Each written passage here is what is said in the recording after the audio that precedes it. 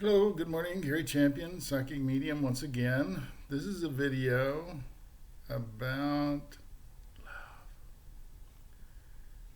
and a few things about it maybe that I've learned.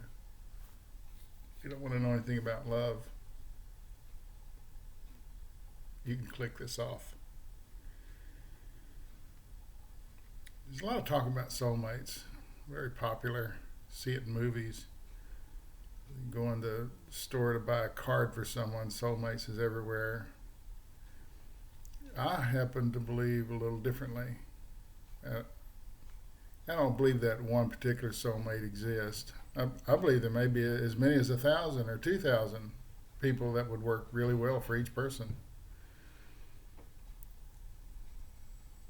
or 3,000 or 4,000, because there's like 3 something billion people on the earth. There may be 5,000 people out there that would make a good mate for you.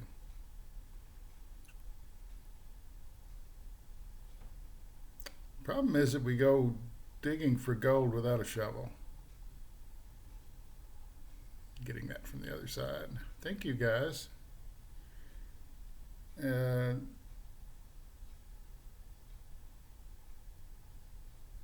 we don't really understand or love ourselves. So how do you expect to find it in others if you don't have it for yourself? If you can't love yourself, how can you possibly hope to love someone else? Or how can you possibly hope that they would love you?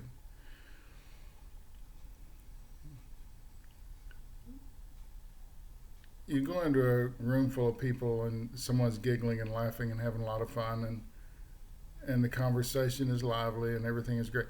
Everybody's attracted to that person. Everybody. Because they probably understand themselves and they probably love themselves and are at peace with who they are, warts and all. Everybody has a lot of warts. There's a lot of people that think they don't have any warts, but everybody has idiosyncratic behaviors. If you ask my wife, I'm sure she could go on for an hour about how I do things in such an odd way, and what does she do about it? She just ignores it. That's kind of love, accepting me for who I am, regardless of the strange things that I do. I find her strange behaviors interesting and entertaining and funny and attractive, and I don't see anything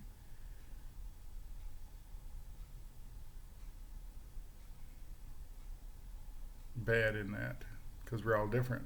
So I accept her for who she is, and she accepts me for who I am, even though it may drive her nuts to do so. She does. She just ignores whatever things I do that don't make any sense. And women, if you're looking at a guy, we do a lot of things that don't make any sense. They make sense to other guys. They don't make sense to women. Women, a smart man would give up trying to understand you, because we can't understand you. And here's the important part. It's not important that we understand you to love you. In the beginning of relationships, all full of love and hugs and kisses and hanging on each other's words, and then kind of shortly after that, it's hard. It's difficult. Why? Because you've gotten through the beginning stages, and now you know more about them. Oh, this isn't what I signed up for. So we move on to somebody else who has different idiosyncratic behaviors or tendencies. And the same thing happens. You have that moment of bliss in the beginning, and then, oh, I didn't sign up for this. True love is accepting someone for their faults. Now, when faults get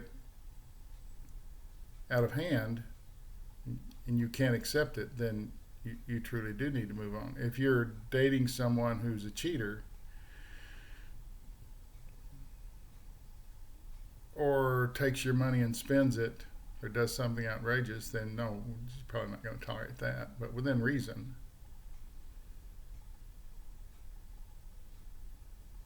I just hang my coat in the closet, put my shoes in the closet where the shoes go. I pick up my dirty clothes. I wash things. But I'm a long way from being perfect. But I love myself as I am. I'm not trying to change for anybody because you can't. And there's the rub. People, after they get to know you a little bit, they find all these things they don't like about you. They want you to change. And someone who will change who they are to accommodate you in the end are no longer who they are. And the things you liked about them are probably gone as well.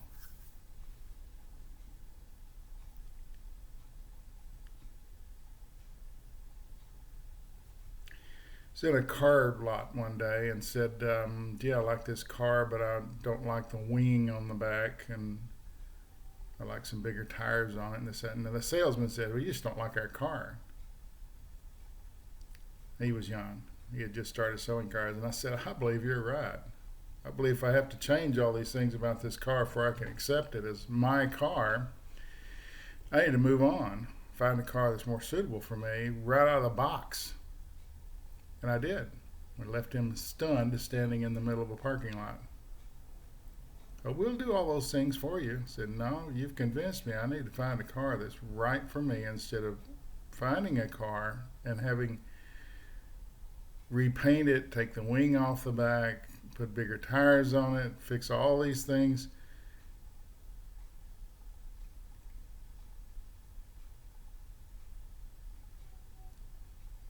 Is there any end to fixing things once you start doing it?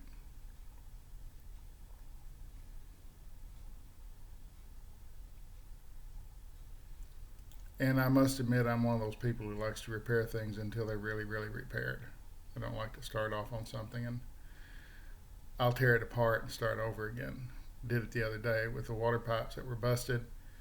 Went to the store, got some pipe and cut it and put it together. I'm not a plumber, but in the end I didn't like what I had, so I tore it out the next day and started over again. Did a much better job. Probably my wife would say that was excessive, it was fine the way it was. But she didn't. She let me struggle with it until I was happy with it. It's easy to do with pipe. It's easy to do with a car. People are not so changeable. People have to change because they want to change, not because you want them to change. You see how silly that is? Oh, I don't like his cologne. He needs to change his cologne. Well, if he's happy with it, learn to like his cologne or go buy one that works for you.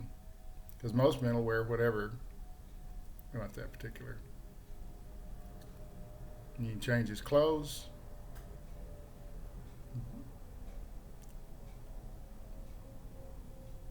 Alter all these things that you think you need to alter to make yourself happy. In the end, you make your spouse or boyfriend or girlfriend unhappy, and you end up with a big handful of nothing. And you move on in your quest to find the soulmate. And it's quite possibly that that's as close as you're going to get.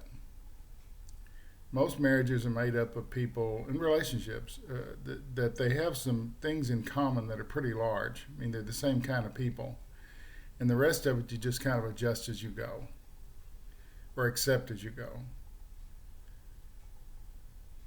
We all may have some idealized version of what we're looking for.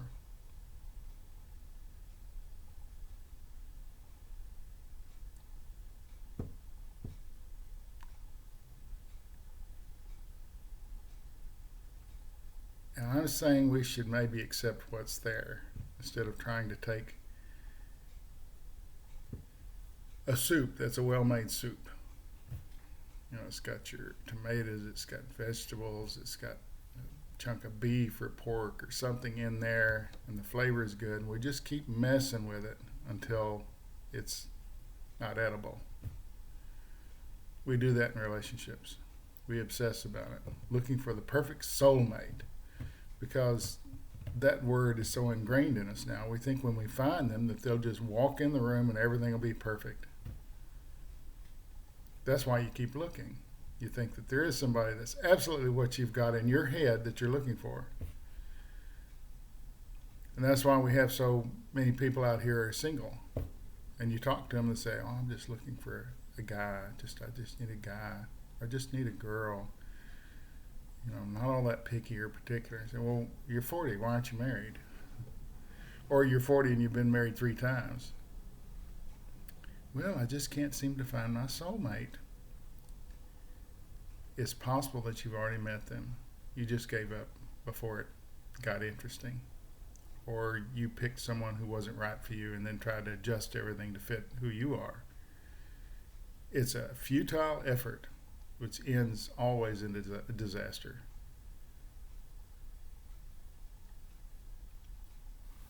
Look in here. This is where the problem is. The problem isn't out there.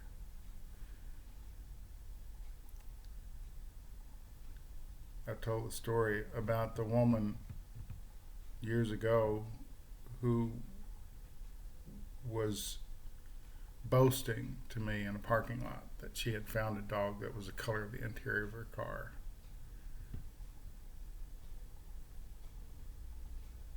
And I said, "What happens when the car gets old?" "You trade pretty often." "Yeah." "You got to dunk this dog to get another one that matches the interior of the new car?" Didn't get an answer on that one. She hadn't gotten that far with the thinking of it.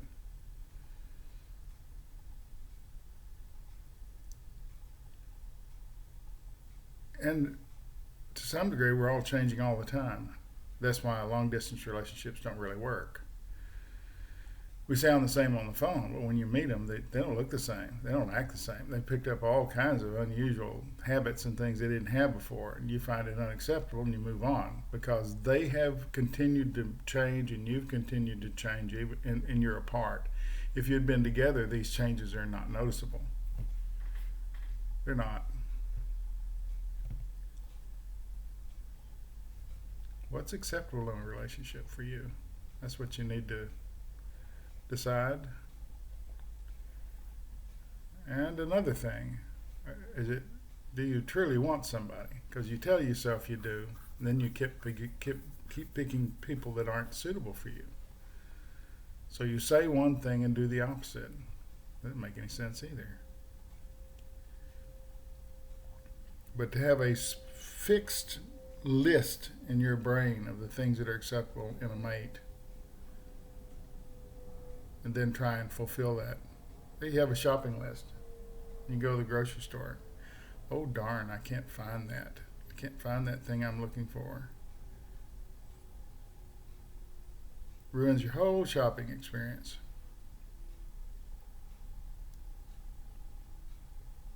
Don't have a shopping list. You're always going to be disappointed and unhappy. And the person you should be kicking is you. You wrote the list. You made it up.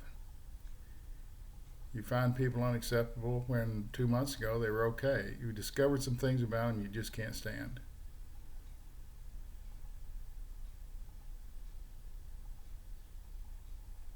Get real about what it is you're doing here. If you're 40 and not married and all the time talking about wanting to get married and finding somebody,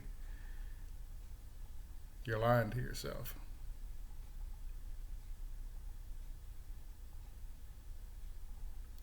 Maybe what you want's unachievable. Kind of the same thing. That's my little love video for today. I should have done one for Valentine's Day. Perhaps I did. I just don't have any memory of it. Anyway, on the 28th at 2 o'clock, we're going to do another Go Live healing. The last one I think went well, although I heard from her. She said she does feel better, so we'll try it again. We'll continue to do it as long as it seems to help somebody, because that's kind of what we're trying to do. that's why I make these videos, hoping to maybe give you a little roadmap to making things in your life a little better. No fear, no regret, no anger. Thanks for watching.